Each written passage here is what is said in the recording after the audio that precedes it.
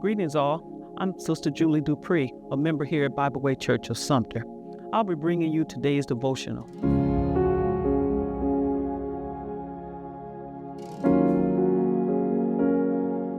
And today I want to talk about looking for the silver lining. You know, the silver lining can be found in everything that we do. The silver lining is something that we look for in bad situations. This devotional will be coming from Luke 22:3 and John 17:12.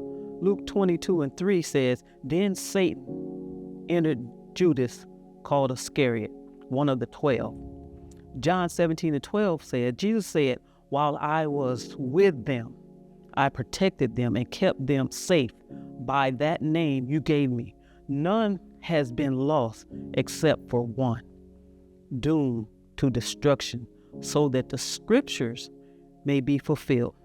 During our fasting times in January, on the day 17, we had to read John 17. And I was reading John 17 and I came across 12. And when I was reading verse 12, it was like, what is this about?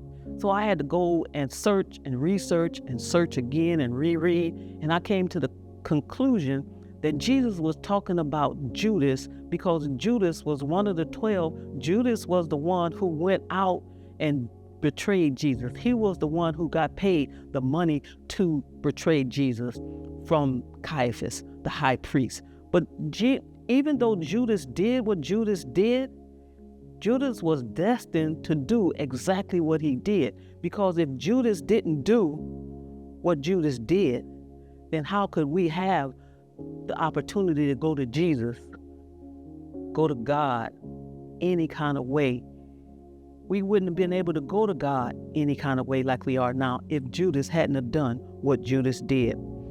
So if you look at Judas and look at him and say, why did Judas do what Judas did? Because Judas had to do what Judas did.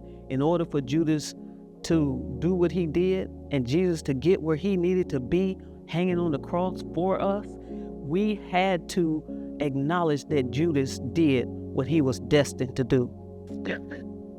Every time you turn around, everybody's looking at why this and why that.